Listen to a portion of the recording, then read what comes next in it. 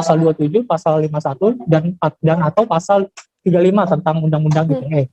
Selain itu juga pasal 3, pasal 4, pasal 5 Undang-Undang Nomor 8 Tahun 2010 tentang tindak pidana pencucian uang, dan juga atau pasal 311 ayat 1 KUHP junto pasal 5 ayat 1 KUHP.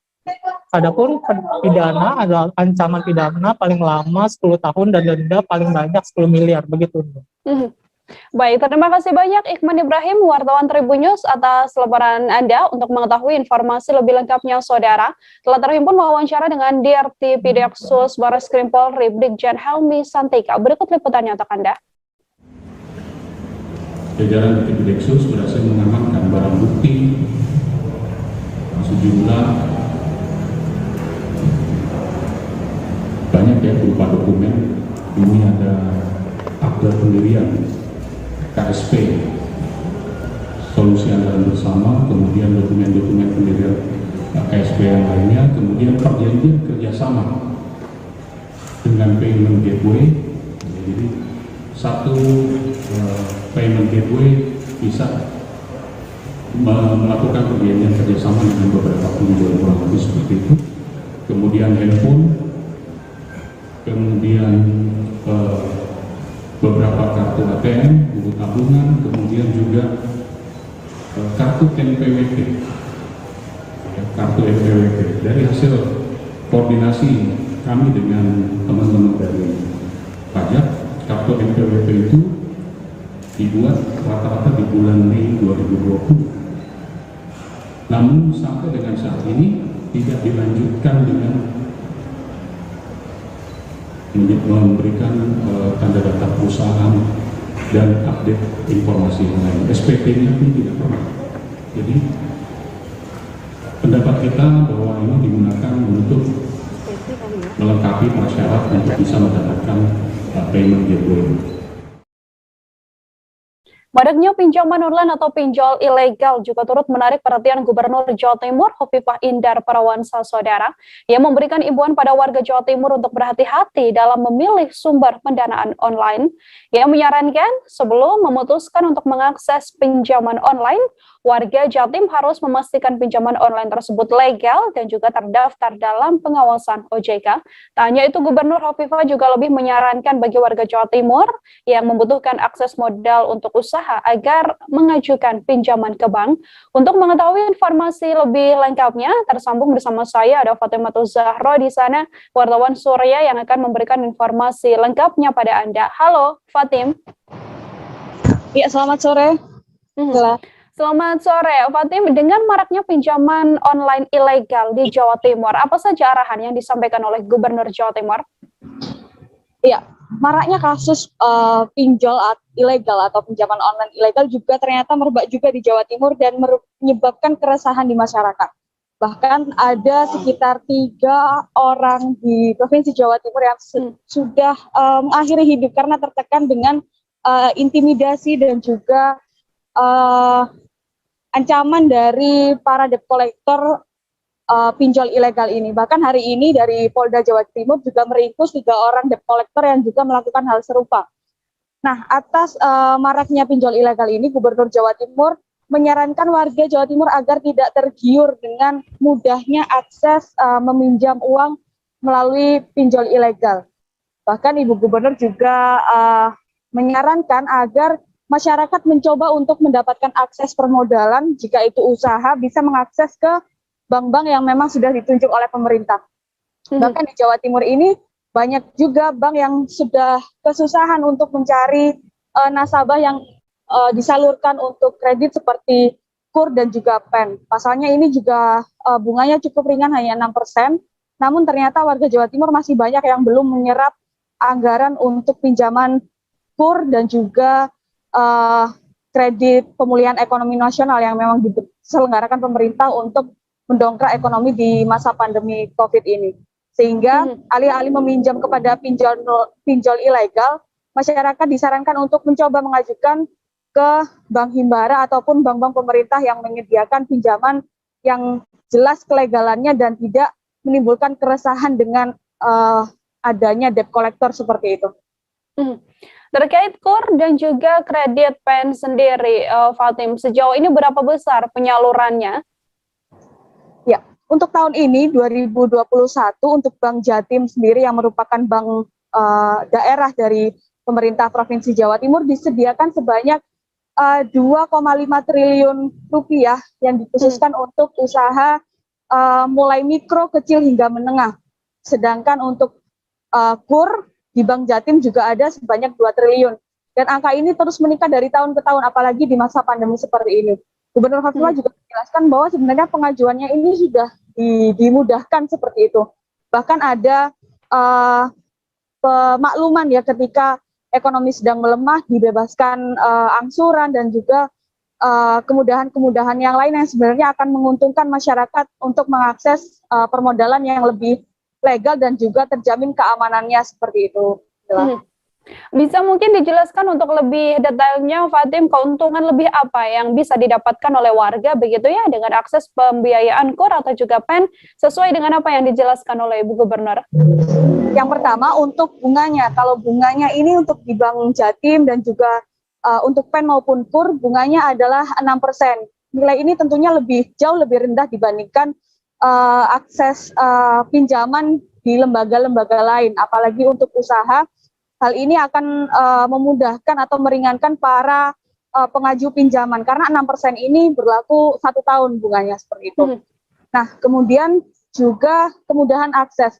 Pasalnya dari bank-bank selain Bank Jatim dan juga Bank Himbara saat ini sudah melakukan sosialisasi di banyak daerah di Jawa Timur yang memberikan stimulan-stimulan khusus, tidak hanya memberikan pinjaman, tapi juga ada pendampingan seperti pelatihan bagi UMKM yang mendapatkan atau mengajukan pinjaman untuk KUR maupun PEN ini. Seperti itu, Nila.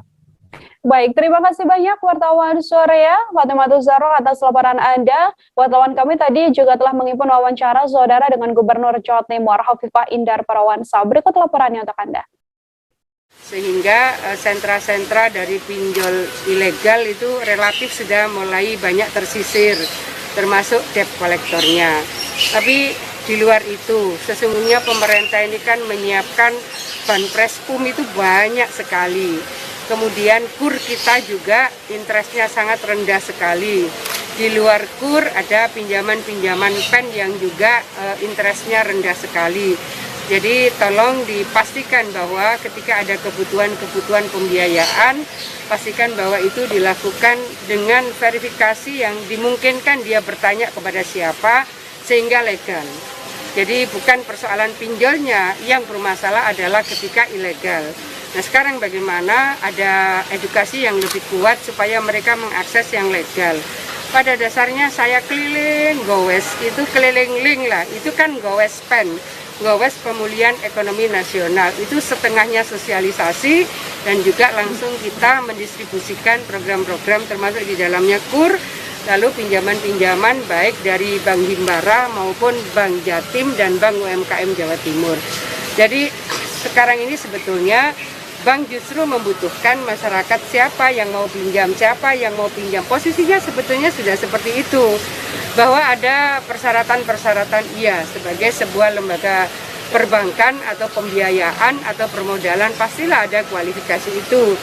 Oleh karena itu saya mohon kepada seluruh masyarakat terutama warga Jawa Timur jadi pastikan bahwa akses lembaga pembiayaan atau permodalan yang legal.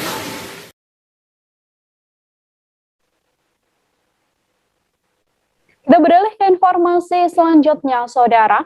55 handytalk atau HT dan juga 1 radio rig dimusnahkan Loka Monitor Spektrum Frekuensi Radio Pangkal Pinang pada Senin 25 Oktober. Pemusnahan alat atau perangkat telekomunikasi tersebut merupakan hasil kegiatan operasi penertiban pengguna frekuensi radio ilegal selama tahun 2018 hingga 2020. Alat komunikasi yang tak mengantongi izin tersebut dimusnahkan dengan cara dibakar. Untuk mengetahui bagaimana informasi lebih lengkapnya, Saudara telah tersambung bersama saya, wartawan Bangka Pos, ada Andini Dwi Hasanah yang akan memberikan informasi lengkapnya pada Anda. Halo, Andini. Halo, Nila. Andini, silahkan dengan laporan Anda, kenapa alat komunikasi HT tersebut kemudian dimusnahkan? Oke, baik. Hari ini memang 55 HT dan 1 rig alat komunikasi dimusnahkan oleh Loka Monitor Spektrum Frekuensi Radio Pangkal Pinang lantaran 55 HT ini nilai tidak mengantongi izin secara resmi. Jadi hasil penertiban dari 2018 sampai dengan tahun 2020 hari ini resmi dilakukan penertiban oleh Loka Monitor Spektrum Frekuensi Radio Pangkal Pinang. Sebelumnya perangkat tersebut merupakan hasil kegiatan operasi penertiban penggunaan frekuensi radio ilegal selama tahun 2018 sampai dengan tahun 2020. Sebelumnya untuk melakukan penertiban kemarin pihak Lokal Monitor Spektrum Frekuensi Radio Kota Pangkal Pinang masih terhambat oleh COVID-19. Jadi pada tahun 2021 tepatnya hari ini baru bisa dilaksanakan pemusnahan.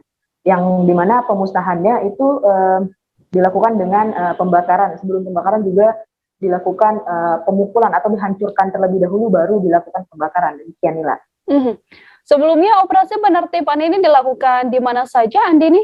Oke, untuk operasi penertiban ini sebenarnya dilakukan untuk seluruh masyarakat Bangka Belitung. Jadi untuk 55 ini dimusnahkan karena 55-nya tidak mengantongi izin secara resmi atau ilegal, Nila.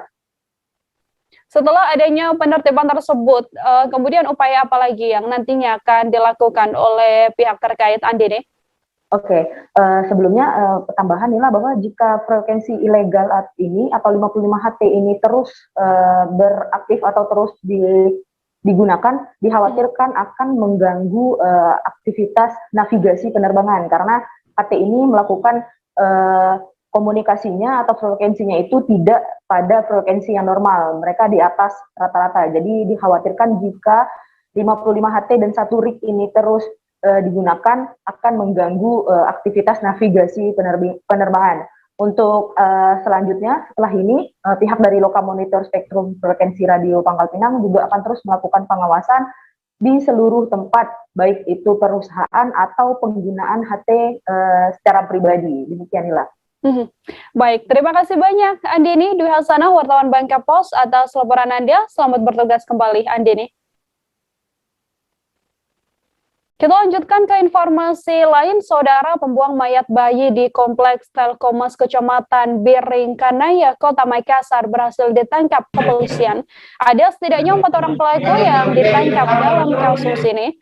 Wakasat Reskrim Polrestabes Makassar AKP Jofri Natsir mengatakan keempatnya ditangkap di Kabupaten Pinrang. Penangkapan dilakukan tim Jatan Ras Polrestabes Makassar yang di-backup oleh Resmo Polda Sulsel. Untuk mengetahui bagaimana informasi selengkapnya, ada Muslimin Emba, wartawan Tribun Timur di sana yang akan memberikan informasi lengkapnya pada Anda. Halo Emba. Ya, inilah. Emba, silakan dengan laporan Anda. Sebelumnya mungkin bisa dijelaskan seperti apa awal mula kasus adanya pembuangan bayi ini? Ya, baik rekan Nila dan Tribuners, dapat saya sampaikan bahwasanya pada Senin 18 Oktober pekan lalu itu kepolisian ataupun warga di Telkomas Kecamatan Biringkanaya Kota Makassar digegerkan dengan temuan bayi yang disimpang di depan gerbang salah satu masjid di perumahan Telkomas itu pada siang hari. Dari rekaman CCTV ataupun kesaksian warga, kantongan plastik itu disimpan oleh 2 pengendara motor yang kemudian menjadi petunjuk awal kepolisian untuk bagaimana mengungkap kasus ini. Dari pengungkapan ini ada total 4 orang pelaku yang diamankan, 2 diantaranya adalah sepasang kekasih yang masih berstatus mahasiswa. Inilah. Kemudian setelah adanya rekaman CCTV begitu ya, setelah adanya kasus pembuangan bayi ini, kronologis kepolisian akhirnya berhasil menangkap 4 orang pelaku ini, seperti apa Emba? Ya, dari petunjuk awal itu polisi melakukan identifikasi ataupun pelacakan terkait keberadaan para pelaku, di mana pelaku pertama yang ditangkap yaitu 2 teman ataupun orang yang terlibat dalam pembuangan bayi ini, yaitu SR dan SJ, di mana keduanya adalah berperan untuk memuluskan langkah dari YO dan AS yang merupakan sepasang kekasih ini untuk terlebih dahulu melakukan aborsi begitu. Dari penangkapan kedua pelaku pemeran pembantu itu, polisi baru menangkap YO dan AS di Kabupaten Pindrang dengan keduanya merupakan pelaku utama begitu. Nila. Dari penangkapan 4 orang pelaku ini begitu ya, Mbak, kemudian pasal yang disangkakan kepolisian untuk para pelaku seperti apa informasinya? Ya, untuk keempat pelaku itu disangkakan masing-masing dengan undang-undang kesehatan dengan ancaman hukuman 10 tahun terkait tindak pidana aborsi atau pembunuhan janin kandungan begitu. Baik, terima kasih banyak Mbak atas laporan Anda. Untuk mengetahui informasi lebih lengkapnya, Saudara, telah terhimpun wawancara dengan Wakil Satreskrim Polrestabes Makassar, AKP Jufri Natsir. Berikut liputannya untuk Anda. Yang bersangkutan yang melakukan aborsi, baik laki-laki maupun perempuan, termasuk orang yang membantu di dalamnya, kami temukan kemarin di Pindrang, dan sementara saat ini kami sudah amankan di Polsek Beringharaya dan untuk dilakukan proses lanjut untuk mempertanggungjawabkan perbuatannya. Ada pasal yang dia langgar, yaitu pasal 75 ayat 1 Undang-Undang Nomor 3 Tahun 2009 tentang kesehatan dengan ancaman 10 tahun. Ya, pelakunya ada 4 orang. Jadi dua orang perempuan yang melakukan aborsi, pertama yang pacaran, terus ada 2 yang membantu. Satu yang mengaku sebagai apoteker, satu yang membantu berpura-pura sebagai bidan. Dan itu membayar mengeluarkan uang sebanyak 9 juta. Barang buktinya ada yang ini, ada barang bukti obat yang ada obat yang ini. Silakan, ada obat silakan. Kami masih akan kembali seusai jeda dengan beragam informasi lain. Saudara tetap di Live Update. Oke, apa kabar Bang Ariski di sini untuk strateginya? Kalau saya sendiri di Jumip 37 ini yang semalam baru mulai, saya udah sebenarnya aku nggak ngerasa itu penangkapan atau penggerebegan atau apapun itu, karena gini loh, posisinya kriteria. Jadi kita mengenal disebut dengan stroke yang tidak berdarah dengan stroke yang berdarah. Stroke yang tidak berdarah itu biasanya ditandai dengan adanya penyumbatan. Kalau itu penyumbatan di sini mungkin pikirnya tidak ke situ kali ya, tapi kalau di Korea atau di Kamboja itu ada beberapa paper yang saya itu mas, ya dulunya tukang koran. Oh gitu ya, tukang koran. Ya saya baca ya Pak. Tuh kan pernah baca kan? Ya. Jadi kalau saya jadi tanggal itu udah bersyukur banget. Si anak ini dijadikan sebagai tersangka begitu. Ya, kalau ini kita bicara yang di luar kasus Sebongombo ya. Dengan nama hujan shower, di mana terdapat batas jelas antara daerah hujan dan tidak hujan yang biasanya terjadi pada fase awal mature stage atau tahap berbahaya itu Kang. Jadi mulai artinya terjadinya perlembekan. Nah itu untuk penetrasi akan sulit gitu ya. Dok saya ini menurut saya memang tidak mudah, bukan urusan tanah diambil. Kalau misalnya Amerika Serikat sekarang, Rasulullah mengatakan dalam sebuah hadis bahwa berpuasa di 6 hari Syawal itu. Oke, apa kabar Bang Ariski di sini untuk strateginya? Kalau saya sendiri di Jumip 37 ini yang semalam baru mulai, saya udah sebenarnya aku nggak ngerasa itu penangkapan atau penggerebegan atau apapun itu, karena gini loh, posisinya kriteria. Jadi kita mengenal disebut dengan stroke yang tidak berdarah dengan stroke yang berdarah. Stroke yang tidak berdarah itu biasanya ditandai dengan adanya penyumbatan. Kalau itu penyumbatan di sini mungkin pikirnya tidak ke situ kali ya, tapi kalau di Korea atau di Kamboja itu ada beberapa paper yang saya itu mas, ya dulunya tukang koran. Oh gitu ya, tukang koran. Ya saya baca ya Pak. Tuh kan pernah baca kan? Ya. Jadi kalau saya jadi tanggal itu udah bersyukur banget. Si anak ini dijadikan sebagai tersangka begitu. Ya, kalau ini kita bicara yang di luar kasus Sebongombo ya. Dengan nama hujan shower, di mana terdapat batas jelas antara daerah hujan dan tidak hujan yang biasanya terjadi pada fase awal mature stage atau tahap berbahaya itu Kang. Jadi mulai artinya terjadinya berlembekan. Nah itu untuk penetrasi akan sulit gitu ya. Dok, saya ini Menurut saya memang tidak mudah, bukan urusan tanah diambil. Kalau misalnya Amerika Serikat sekarang, Rasulullah mengatakan dalam sebuah hadis bahwa berpuasa di 6 hari Syawal itu. Oke, apa kabar Bang Ariski di sini untuk strateginya? Kalau saya sendiri di Game Week 37 ini yang semalam baru mulai, saya udah Sebenarnya aku nggak ngerasa itu penangkapan atau penggerebegan atau apapun itu, karena gini loh, posisinya aku kriteria. Jadi kita mengenal disebut dengan stroke yang tidak berdarah dengan stroke yang berdarah. Stroke yang tidak berdarah itu biasanya ditandai dengan adanya penyumbatan. Kalau itu terjadi di sini mungkin pikirnya tidak ke situ kali ya, tapi kalau di Korea atau di Kamboja itu ada beberapa paper yang saya itu Mas, ya dulunya tukang koran. Oh gitu ya. Tukang koran. Ya saya baca ya Pak. Tuh kan pernah baca kan? Ya. Jadi kalau saya jadi tanggal itu udah bersyukur banget. Si anak ini dijadikan sebagai tersangka begitu. Ya kalau ini kita bicara yang di luar kasus Situbondo ya. Dengan nama hujan shower, di mana terdapat batas jelas antara daerah hujan dan tidak hujan yang biasanya Masih bersama dengan saya Nila Irda, Anda kembali menyaksikan live update saudara. Kita beralih ke informasi selanjutnya. Universitas Tadulako atau UNTAD menggelar wisuda tatap muka angkatan 102-106. Prosesi wisuda mahasiswa itu digelar di lapangan upacara kampus UNTAD, Jalan Soekarno-Hatta, Kelurahan Tondo, Kecamatan Mantikulore, Kota Palu, Sulteng pada Senin hari ini.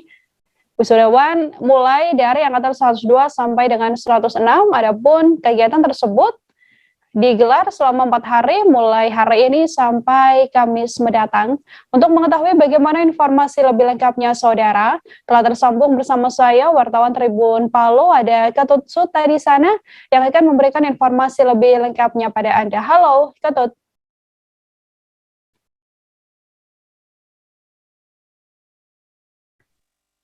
Ya, halo, Mufti. Ketut, bagaimana antusias wisudawan maupun pendamping dalam mengikuti wisuda tatap muka di hari pertama ini? Silakan dengan laporan Anda. Ya, terima kasih rekan Mufti. Jadi memang antusias wisudawan terpantau sangat tinggi memang khususnya di sesi pertama pada hari Senin tadi. Itu pukul 6 para wisudawan maupun pendamping sudah memadati lokasi tersebut, yaitu bertempat di lapangan upacara kampus UNTAD. Pada sesi 1 itu memang dijadwalkan diikuti oleh sekitar 451 wisudawan, dan terkait kursi yang disediakan juga terpantau terisi penuh oleh wisudawan maupun pendamping, dan direncanakan pada sesi kedua diikuti oleh sekitar 600 wisudawan yang hadir di dalam acara wisuda hari pertama tersebut. Nila. Terkait informasi berapa banyak jumlah wisudawan yang nantinya akan mengikuti prosesi wisuda tatap muka yang digelar beberapa hari ini, Ketut? Ya, adapun total keseluruhan wisudawan dari 101 sampai 106 itu berjumlah sekitar 4.780 orang dan akan digelar selama 4 hari dengan 2 sesi per harinya. Tadi juga dalam sambutan rektor, Prof. Mahmud mengatakan sesungguhnya berdasarkan data dari BAK, jumlah wisudawan itu dijadwalkan mencapai kurang lebih 7.000. Namun mahasiswa yang mendaftar hanya sekitar kurang lebih 4.780 dan sisanya mengikuti prosesi wisuda online. Ia juga menuturkan 7.000 wisuda itu tergolong masih sedikit dalam rentan waktu 2 tahun karena akibat pandemi COVID-19 membuat pelayanan akademi menjadi menghambat. Nila. Kemudian ini kan ada banyak mahasiswa atau wisudawan begitu yang mengikuti wisuda tatap muka. Lalu untuk protokol kesehatan sendiri seperti apa, Ketut? Ya, berdasarkan pantauan saya di lapangan, Nila, bahwa sebelum masuk tenda prosesi dilaksanakannya wisuda, mahasiswa maupun pendamping diwajibkan mengikuti aturan protokol kesehatan seperti menggunakan masker, cek suhu tubuh, mencuci tangan, dan menggunakan hand sanitizer. Selain itu juga wajib melakukan scan QR kode di aplikasi Peduli Pelindung atau menunjukkan keterangan sudah divaksinasi. Panitia pelaksana wisuda juga mendirikan 2 tenda untuk posko pencegahan COVID-19 pada kegiatan tersebut.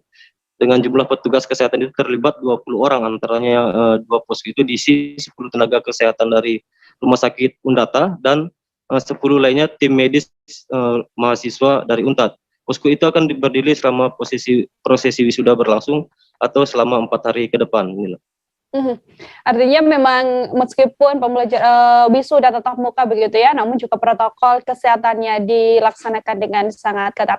Baik, terima kasih banyak Ketut Suta, wartawan Tribun Palu atas laporan Anda. Selamat bertugas kembali, Ketut. Baik. Kita lanjutkan ke informasi lain, saudara. Korban longsor di lubang tambang sawit PT KBM berhasil ditemukan.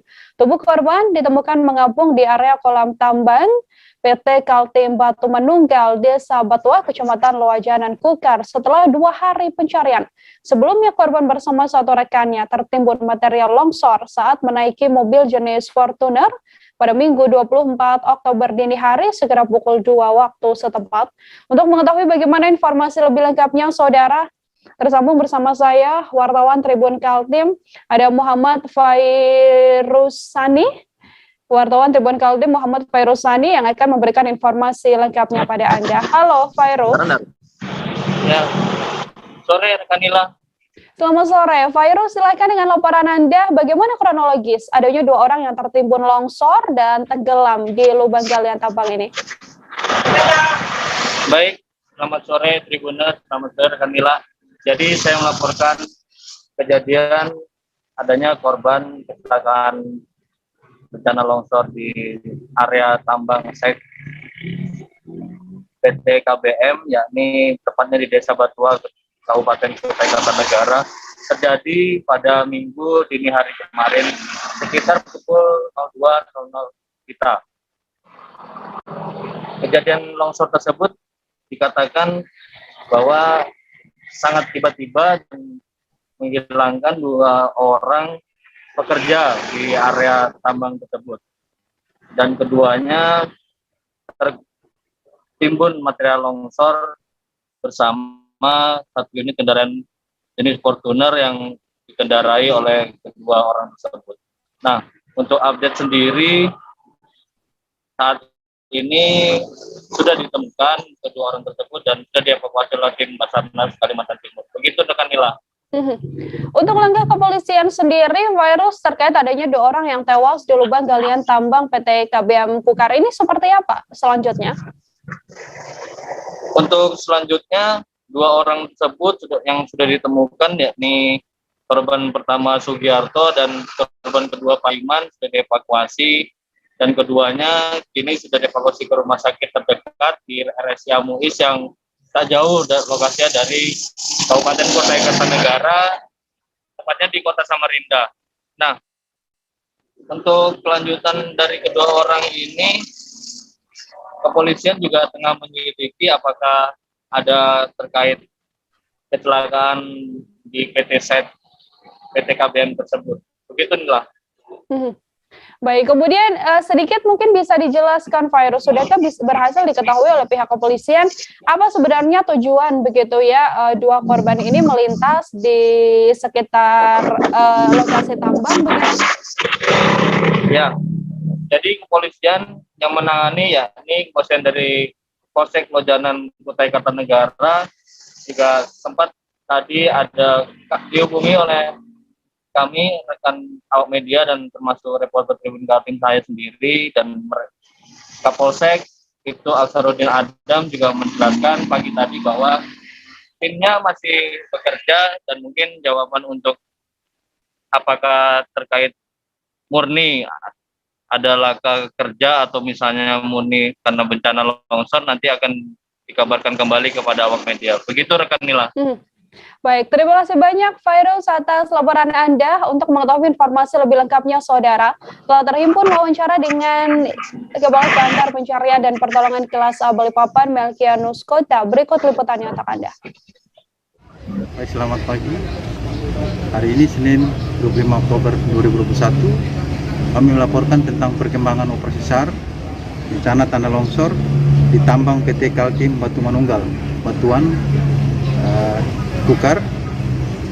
Tadi pada pukul 07.00 kami terima informasi dari rekan-rekan di lapangan melaporkan bahwa korban atas nama Paiman telah ditemukan dalam keadaan meninggal dunia pada pukul 06.15 dan sementara ini korban sudah dievakuasi ke Rumah Sakit MUIS Samarinda untuk dilakukan otopsi.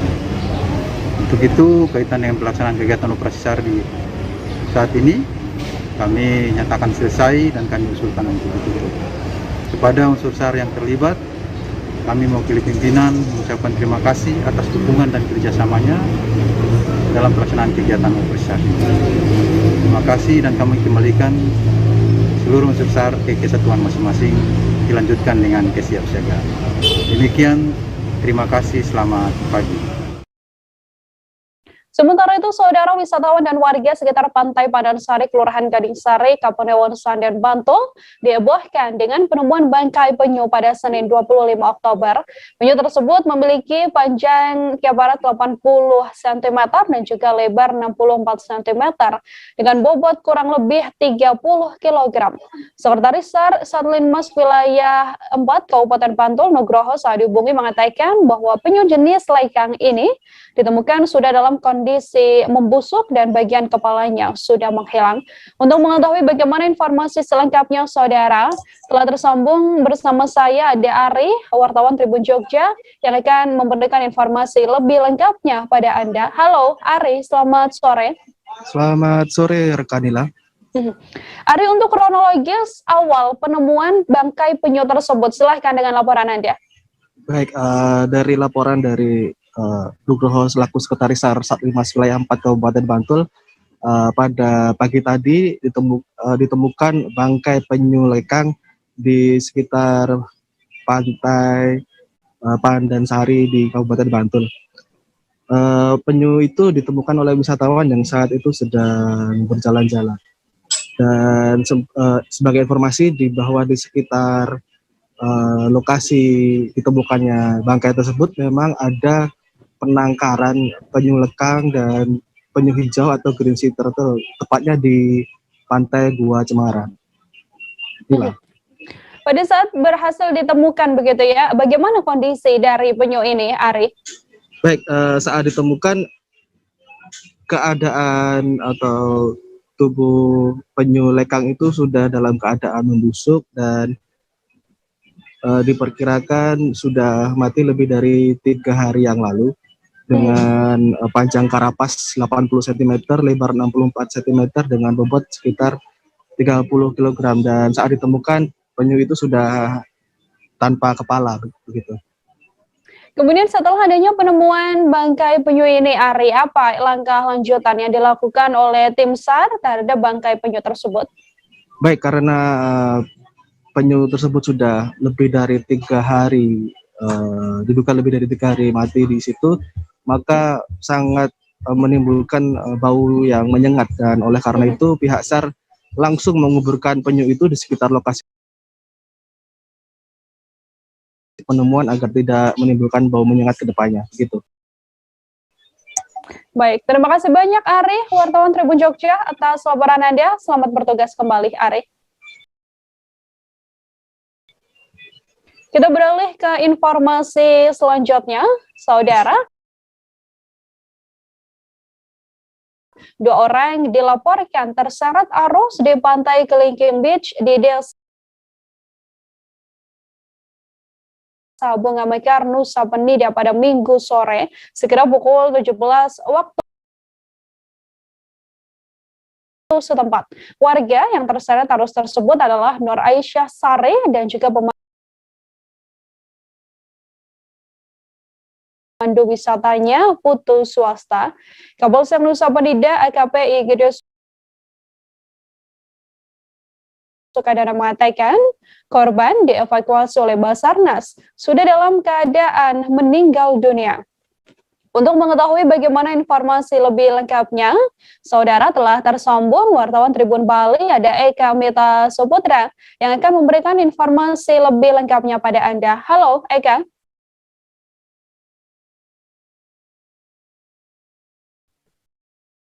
Halo, baik Kanila. Eka, untuk kronologis kejadian adanya wisatawan yang terseret ombak di Pantai Kelingking, Nusa Penida ini, silahkan dengan laporan Anda. Ya, terima kasih. Berdasarkan informasi dari Kapolsek Nusa Penida, AKP Gede Sukadana, dijelaskan bahwa kemarin dua orang wisatawan asal Makassar sempat berkunjung ke Pantai Kelingking di Nusa Penida, orang pemandu wisata. Jadi ketiganya maksud saya sempat turun ke destinasi wisata sekitar pukul 5 sore dan melakukan aktivitas berfoto di pesisir pantai. Namun tiba-tiba saat berfoto itu tiba-tiba datang ombak besar yang menerjang kedua wisatawan ini. Sang pemandu wisata yang berusaha menyelamatkan keduanya juga ikut pertamanya mampu menyelamatkan salah seorang wisatawan. Namun setelah itu kembali datang ombak besar dan pemandu wisata pun ikut hanyut terbawa ombak. Untuk salah satu wisatawan bernama Nur Aisyah ditemukan tidak bernyawa kemarin malam. Demikian. Pada saat proses evakuasi terhadap korban, bagaimana jalan proses evakuasi tersebut, Eka? Jadi proses evakuasi sendiri berlangsung cukup susah selain karena tingginya gelombang juga terhalang oleh medan. Untuk diketahui TKP sendiri berada di bawah tebing dengan ketinggian sekitar 300 meter. Untuk jenazah dari Nur Aisyah Sari berhasil dievakuasi kemarin dari pukul 8 malam kita sampai dengan pukul setengah 1 dini hari. Demikian. Saat ini berdasarkan update yang Anda dapatkan terkait korban yang masih hilang terkait insiden ini, bagaimana informasi terkininya? Ya, baru saja saya menerima informasi jika pemandu wisata yang sempat hilang baru ditemukan sekitar 30 menit yang lalu. Jenazah pemandu wisata atas nama Swasta ini juga ditemukan dalam keadaan tidak bernyawa. Korban ditemukan tidak jauh dari lokasi hilangnya, yakni masih di sekitar perairan Pantai Kelingking Nusa Penida. Untuk saat ini jenazah sudah dievakuasi menuju ke Rumah Sakit Gemah Santi Nusa Penida dan rencananya akan dimakamkan oleh pihak keluarga. Demikian. Oke, terima kasih banyak Eka Mita, wartawan Tribun Bali atas laporan Anda terkait wisatawan yang terseret ombak di Pantai Kelingking. Untuk mengetahui informasi lebih lengkapnya, saudara, telah terhimpun wawancara dengan Kepala Pelaksana BPBD Kelungkung, Iputu Widiada. Berikut liputannya untuk Anda. Karena gelombang nggak terlalu besar, informasi begitu ditemukan mayat langsung diikat, kalau tidak diikat mungkin terseret arus juga seperti itu, karena gelombang terlalu besar. Ya bisa diselamatkan lah meskipun sudah meninggal dunia. Kondisi cuaca saat ini masih memungkinkan untuk melakukan pencarian korban yang belum ditemukan. Ya tadi informasi tim masih istirahat, mungkin masih tetap akan dilaksanakan pencarian. Mungkin gelombangnya sudah tidak begitu besar lagi sehingga tim melaksanakan pencarian lagi. Oke, Pak. Kemarin itu si yang hilang ini, pemandu wisata ini sempat berusaha menolong si korban, Pak. Kok bisa kedua nih hilang, Pak? Nah, informasi dari masyarakat begitu dia jatuh, informasinya guide-nya ini ikut membantu katanya. Tapi yang jelas kejadian secara pasti kita tidak tahu di lapangan karena informasi laporan dari staf kita di Balai Wisata Nusa Penida seperti itu. Pak, bisa digambarkan sedikit Pak TKP tempat kejadian ini Pak, seperti gimana nih Pak? Kan informasinya ini kan lokasinya di bawah tebing seperti itu. Kalau kita bilang serem sih enggak sih gitu ya, yang jelas itu memang agak menantang lah. Tempat pariwisata itu dan bagus untuk selfie seperti itu. Cuman ya imbauan kita ya tetap lo hati-hati karena kadang-kadang gelombang yang tidak bersahabat. Beragam informasi lain masih akan kami hadirkan untuk Anda selesai jeda, saudara, tetap di live update. Oke, apa kabar Bang Arif di sini untuk strateginya? Kalau saya sendiri di Jumip 37 ini yang semalam baru mulai, saya udah sebenarnya aku nggak ngerasa itu penangkapan atau penggerbegan atau apapun itu, karena gini loh, posisinya aku kriteria. Jadi kita mengenal disebut dengan stroke yang tidak berdarah dengan stroke yang berdarah. Stroke yang tidak berdarah itu biasanya ditandai dengan adanya penyumbatan. Kalau itu terjadi di sini mungkin pikirnya tidak ke situ kali ya, tapi kalau di Korea atau di Kamboja itu ada beberapa paper yang saya itu Mas, ya dulunya tukang koran. Oh gitu ya, tukang koran. Ya saya baca ya Pak. Tuh kan pernah baca kan? Ya. Jadi kalau saya jadi tanggang itu udah bersyukur banget. Si anak ini dijadikan sebagai tersangka begitu. Ya kalau Ini kita bicara yang di luar kasus Sibolombo ya. Dengan nama hujan shower, di mana terdapat batas jelas antara daerah hujan dan tidak hujan yang biasanya terjadi pada fase awal mature stage atau tahap Berbahaya dewasa. itu Kang. Jadi mulai artinya terjadinya perlembekan. Nah itu untuk penetrasi akan sulit. Gitu ya. Dok, saya ini menurut saya memang tidak mudah, bukan urusan tanah diambil. Kalau misalnya Amerika Serikat sekarang, Rasulullah mengatakan dalam sebuah hadis bahwa berpuasa di 6 hari Syawal itu. Oke, apa kabar Bang Arif di sini untuk strateginya? Kalau saya sendiri di Jumip 37 ini yang semalam baru mulai, saya udah Sebenarnya aku nggak ngerasa itu penangkapan atau penggerebegan atau apapun itu, karena gini loh, posisinya aku kriteria. Jadi kita mengenal disebut dengan stroke yang tidak berdarah dengan stroke yang berdarah. Stroke yang tidak berdarah itu biasanya ditandai dengan adanya penyumbatan. Kalau itu terjadi di sini mungkin pikirnya tidak ke situ kali ya, tapi kalau di Korea atau di Kamboja itu ada beberapa paper yang saya itu Mas, ya dulunya tukang koran.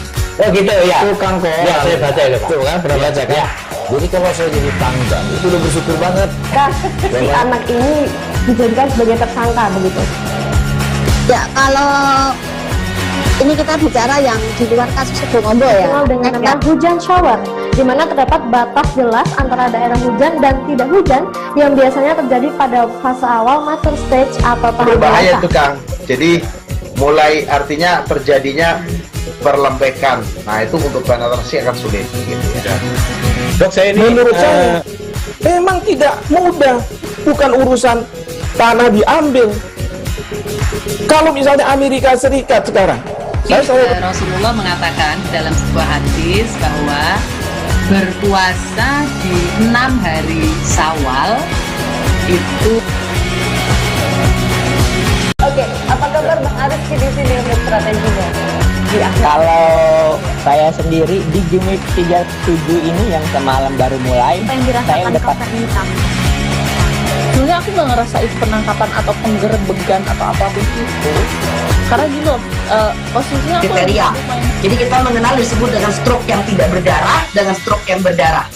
Stroke yang tidak berdarah itu biasanya ditandai dengan adanya penyumbatan. Kalau itu terjadi di sini mungkin pikirnya tidak ke situ kali ya, tapi kalau di Korea atau di Kamboja itu ada beberapa paper yang saya itu Mas, ya dulunya tukang koran. Oh gitu ya, tukang koran. Ya saya baca itu Pak. Tuh kan pernah baca kan? Ya. Jadi kalau saya jadi tanggang itu udah bersyukur banget. Si anak ini dijadikan sebagai tersangka begitu. Ya, kalau ini kita bicara yang di luar kasus Sibolombo ya. Dengan nama hujan shower, di mana terdapat batas jelas antara daerah hujan dan tidak hujan yang biasanya terjadi pada fase awal mature stage atau tahap Berbahaya dewasa. itu Kang. Jadi mulai artinya terjadinya perlembekan. Nah itu untuk penetrasi akan sulit. Gitu ya.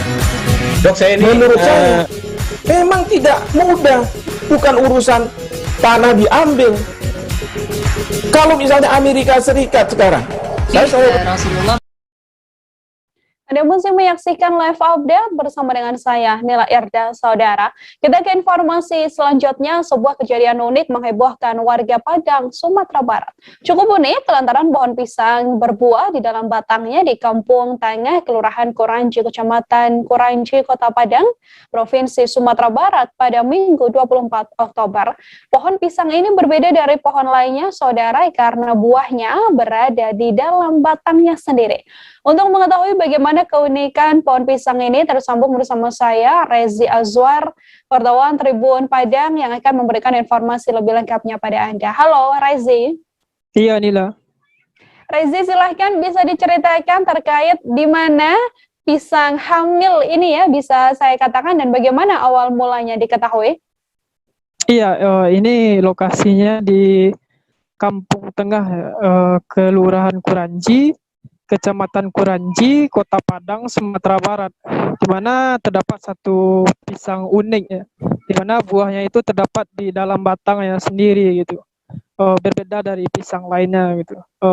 Ini diketahui oleh pemiliknya sendiri pada Sabtu kemarin, tepatnya tanggal pada Sabtu kemarin. Saat itu pemiliknya sedang di mana pohon ini tumbuh di belakang rumahnya. Di saat itu dia pergi ke belakang hendak melihat pisang, namun melihat pisang ini batangnya itu membengkak atau seperti layaknya orang hamil. Lalu dikelupaskan dan terlihatlah buahnya yang ada di dalam batang tersebut. Gitu Nila. Berdasarkan pantauan Anda, Rezi, setelah adanya pisang hamil ini ya, bisa dikatakan ya, apakah memang kemudian pohon pisang tersebut menjadi tontonan oleh warga atau seperti apa? Iya, karena baru sehari atau berapa ya saat saya datang berkunjung ke sana, hanya warga sekitar baru yang melihat karena informasinya baru terdengar oleh warga sekitar di kawasan Kampung Tengah ini. Di mana di setiap masyarakat yang lewat singgah sebentar untuk melihatnya secara langsung. Namun bagi anak-anak sekitar lokasi tersebut dijadikan sebagai tontonan di mana mereka melihatnya beramai-ramai dan sambil bermain karena langka atau baru pertama mereka melihatnya begitu. Gila. Berdasarkan pengakuan dari pemilik pohon pisang ini, Rezi, didapat dari mana pisang ini? Kemudian sudah berapa lama ditanamnya?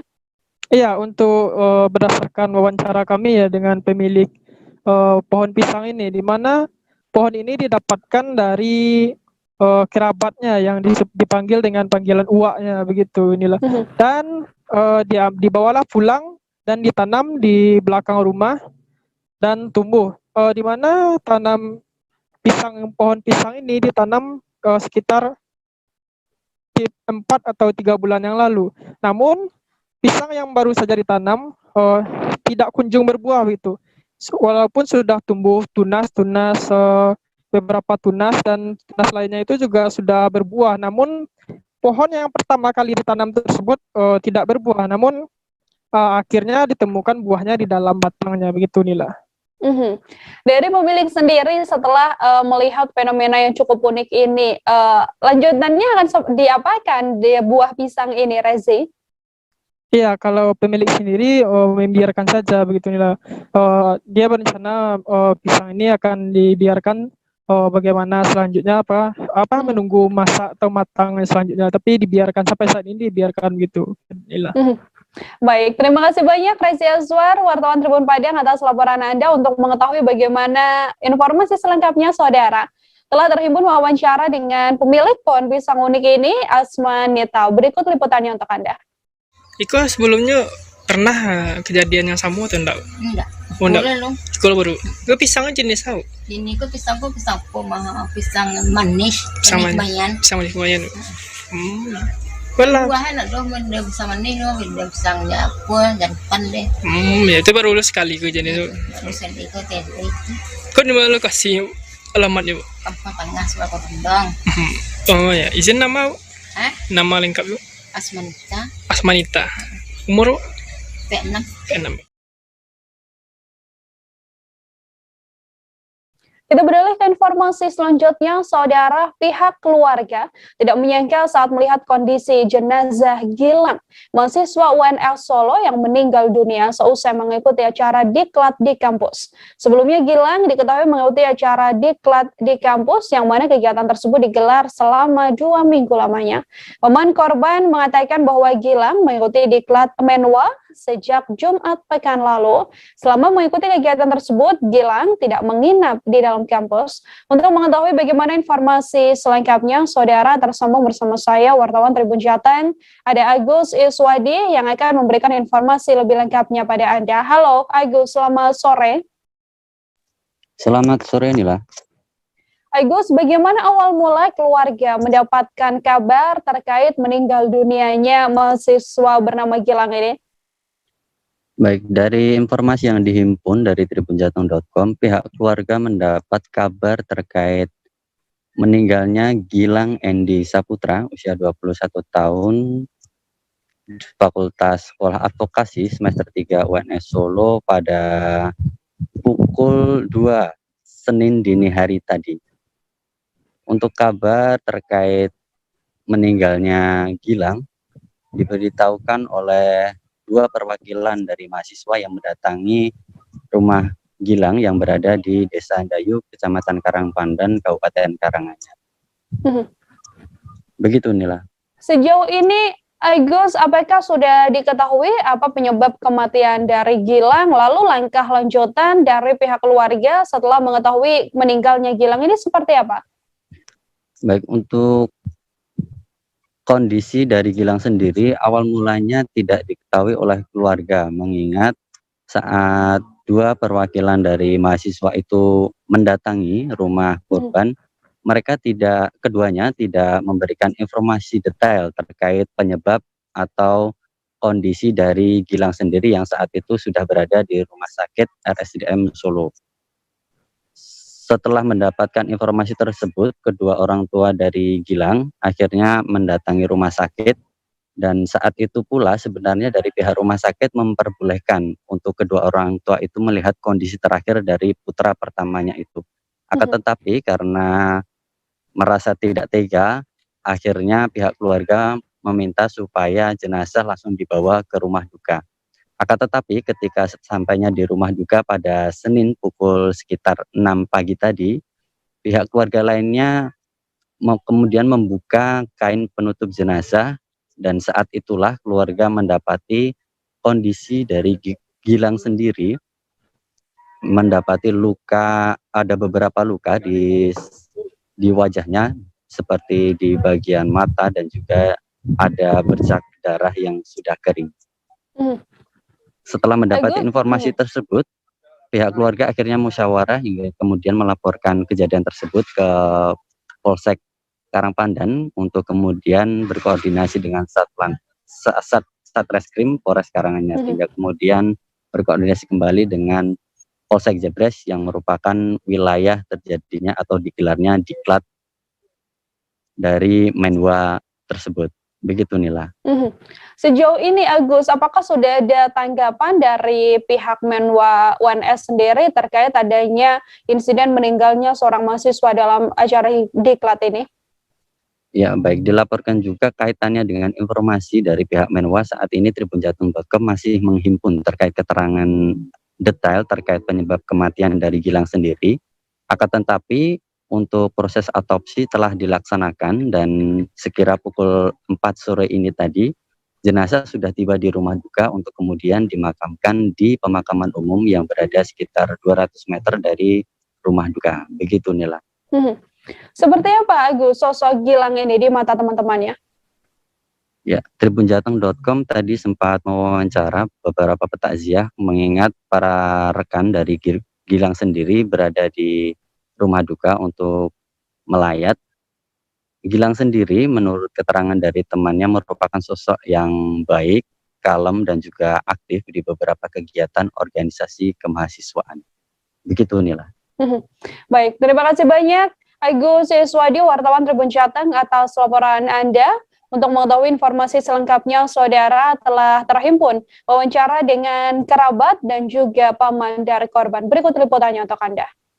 Ya, intinya ditanya itu tidak terus terang gitu loh, tidak menjelaskan kejadian yang sebenarnya. Ditanya kenapa malah mengalihkan perhatian, ngomong durian lah segala macam. Akhirnya kan budinya kan marah, dibentak kan itu. Akhirnya ya tetap, akhirnya dari keluarga sini diajak ke rumah sakit itu. Jadi rumah sakit ternyata itu udah meninggal gitu. Rumah sakit mana Pak katanya Pak? Muwarti. Ya. Terus tadi dibawa pulang? Jam malam. Pagi. Jam 6 pagi ya. 6 pagi sampai sini jenazah. Iya. Ya. Kenapa itu tidak diotopsi di sana? Karena yang di sana kan orang tuanya itu tidak membuka jenazah itu waktu meninggal. Iya, karena ya tidak tega mungkin atau bagaimana, terus akhirnya dibawa pulang itu tadi. Setelah di rumah dibuka, ternyata kondisi jenazah itu sudah, mukanya udah memar, banyak mengeluarkan darah, bergumpal-gumpal di mukanya itu. Terus di sini ada luka di belakang, di tengkuk ini. Pundak? Ya, di pundak itu. Ya, akhirnya kan musyawarah keluarga, akhirnya melaporkan kepada polisi kan gitu. Terus polisi dari Polsek, dari Polres dari Polsek Jebres juga tadi udah datang dari Koramil. Pak, sebelumnya itu almarhum. Sementara itu, saudara, sejak tanggal 24 Oktober 2021, penumpang pesawat yang melakukan perjalanan dari dan menuju Jawa dan Bali wajib mengantongi dokumen tes PCR negatif. Berdasarkan pantauan di Bandar Sultan Mahmud Badarudin II Palembang, suasana juga lumayan ramai dan berjalan dengan tertib. Para penumpang yang datang disambut oleh petugas bandara untuk mengisi data-data yang diperlukan di Peduli Lindungi. Setelah itu menyerahkan juga para penumpang dokumen yang dibutuhkan baru bisa masuk untuk check-in. Untuk mengetahui bagaimana informasi selengkapnya, saudara telah tersambung bersama saya, wartawan Tribun Sumsel. Ada Linda Trisnawati di sana yang akan memberikan informasi lebih lengkapnya pada Anda. Halo, Linda.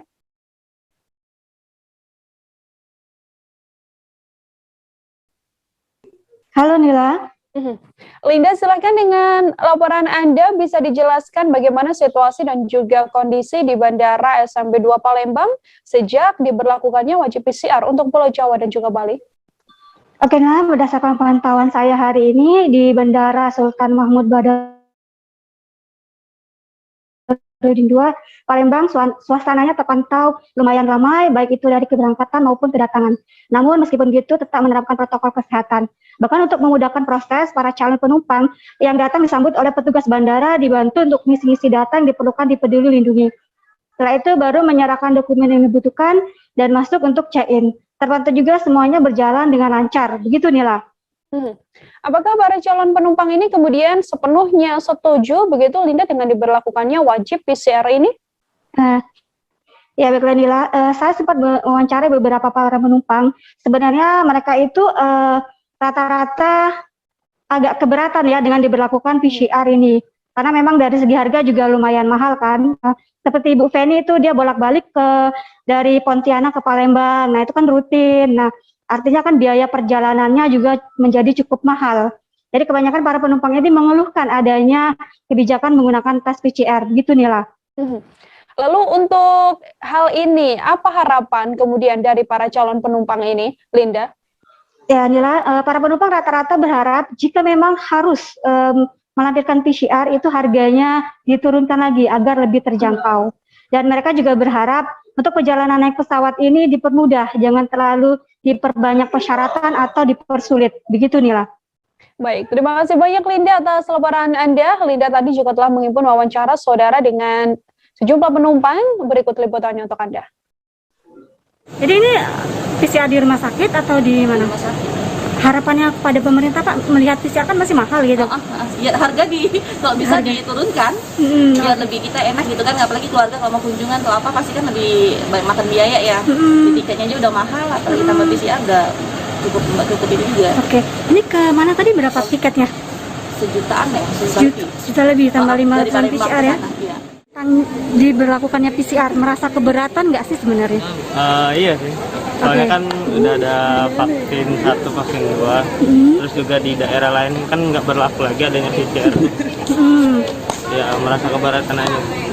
Harga, mungkin tiketnya berapa nih harganya? Sekitaran 500. Sudah 1 juta gitu ya? Iya. Oke. Ada pesan yang diharapkan kepada pemerintah nggak sih? Kedepannya minta dipermudah lah segala jalannya.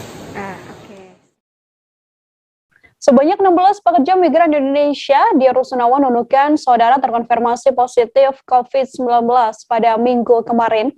Belasan PMI tersebut merupakan bagian dari 193 PMI yang dideportasi pada Kamis 21 Oktober sore.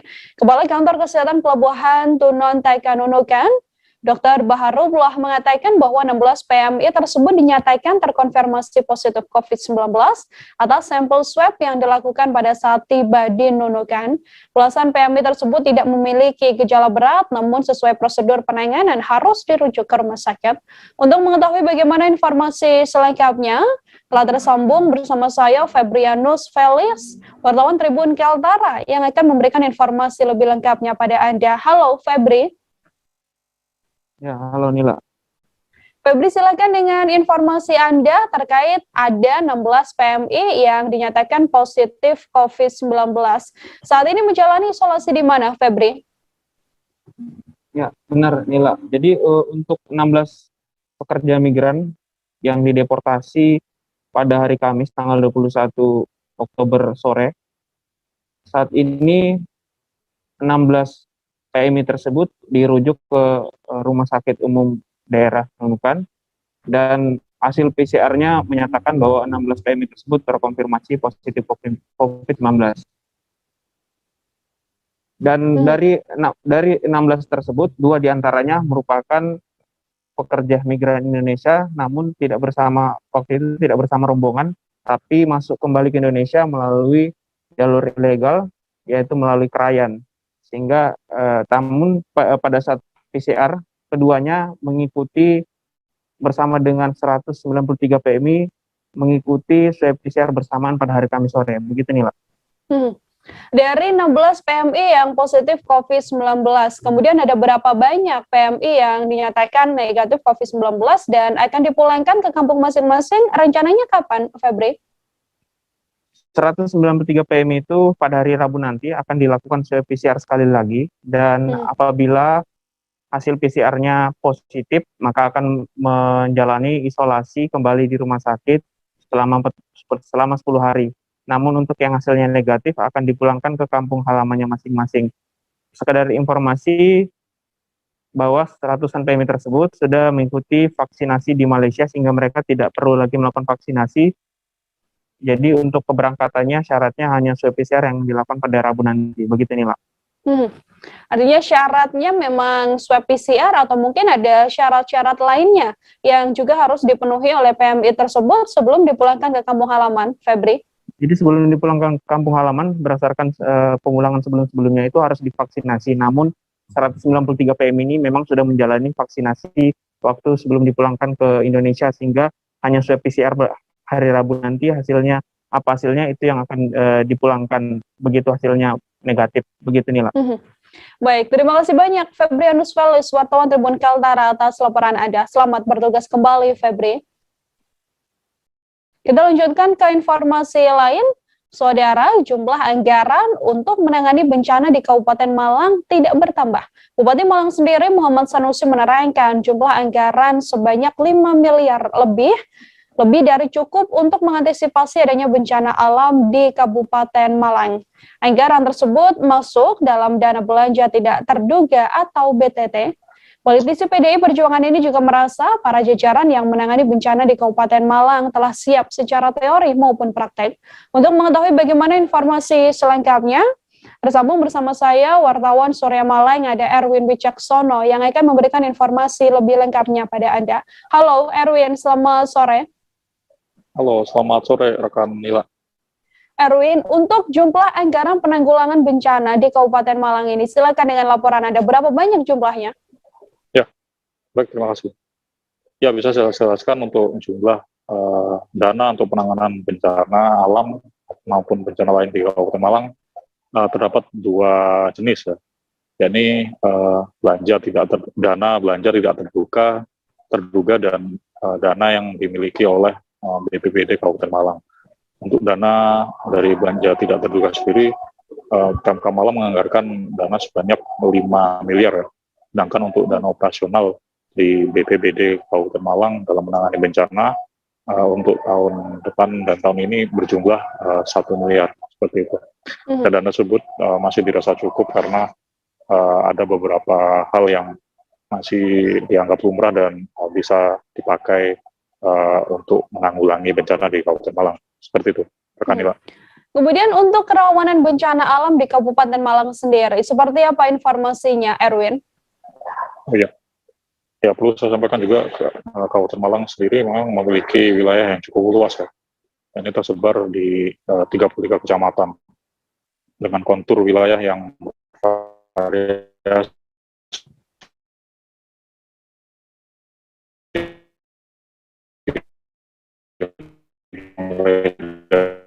dari pantai, penghujung, dan dataran bencana-bencana hidrometeorologi lainnya. Dan untuk di wilayah pesisir, karena terletak tak jauh dari lempeng Eurasia ya, jadi juga memiliki kerawanan dengan gempa bumi. Sedangkan di wilayah dataran rendah juga memiliki masalah-masalah suburban ya, pemukiman padat dan sehingga rawan terjadinya banjir seperti itu. Begitu Rekanila. Oke, kemudian ini kan anggarannya dikatakan oleh Bupati tadi tidak akan bertambah begitu ya. Adakah memang alasan khusus dari pihak pemerintah sendiri mengapa anggaran ini tidak bertambah? Ya, baik. Ya, pemerintah Kabupaten Malang melalui Bupati Malang menilai bahwasanya anggaran tersebut masih cukup karena melihat dari sarana prasarana untuk menanggulangi bencana dan untuk operasional lainnya masih cukup dengan jumlah anggaran tersebut. Dan Pemkab juga memperhatikan dari sisi jumlah petugas ya, yang masih dirasa belum adanya penambahan. Dan untuk itu meski wilayah yang cukup luas dengan kontur wilayah juga bervariasi dan bencananya juga bermacam-macam, namun hal tersebut tidak membuat anggaran dari penanggulangan bencana di Kabupaten Malang sendiri meningkat, sehingga pemerintah Kabupaten Malang memutuskan untuk tidak menambah dana penanggulangan bencana tersebut. Begitu rekan Mila. Baik, terima kasih banyak Erwin Wicaksono, wartawan Surya Malang, atas laporan Anda.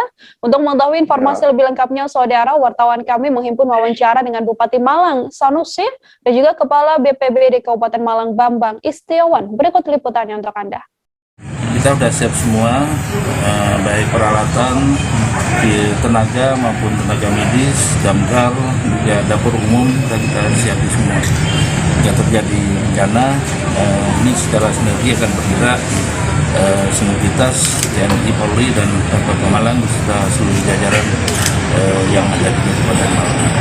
Wilayah mana menjadi atensi Pak nanti? Ya, yang jadi atensi daerah pesisir hubungannya dengan tsunami maupun dengan gempa. Daerah Ujung Ngantang Kasimbon itu hubungannya dengan tanah longsor. Ya, kalau di Sumber Manjing itu biasanya banjir. Dalam 1 tahun itu kan pasti ada musim kemarau dan musim penghujan. Jadi pengaruh cuaca itu kita memang perlu persiapan. Paling tidak dalam konteks ini kita mengecek kesiapan daripada potensi yang ada di masing-masing OPD maupun yang terkait TNI, Polri. Dinas sosial itu bagaimana peralatannya di BPBD, bagaimana peralatannya di BNU dan lain sebagainya. Sehingga dengan kesiapan yang ada, sebagaimana yang sudah ada, apabila ada terjadi sesuatu akan lebih mudah digerakkan. Anggarannya tetap 1M apa 5M itu? Berapa? Kita kan ada kalau 1M yang di BPBD, terus 5M yang di mana di kabupaten, nanti di sana kan bisa digerakkan. Nah, kalau yang masih lebih besar lagi ya kita mesti akan berkaitan dengan penganggaran pasti akan difokuskan lagi. Informasi tadi sekaligus menutup perjumpaan kita dalam live update kali ini, saudara. Jangan lupa untuk terus menyaksikan live update selanjutnya di seluruh kanal YouTube dan juga Facebook Tribun Network. Masih di tengah pandemi, kami kembali mengingatkan Anda untuk selalu menerapkan protokol kesehatan dimanapun Anda berada. Saya Nila Irda, beserta kerabat kerja yang bertugas pamit undur diri. Terima kasih dan sampai jumpa. Jangan lupa like, subscribe, dan share ya!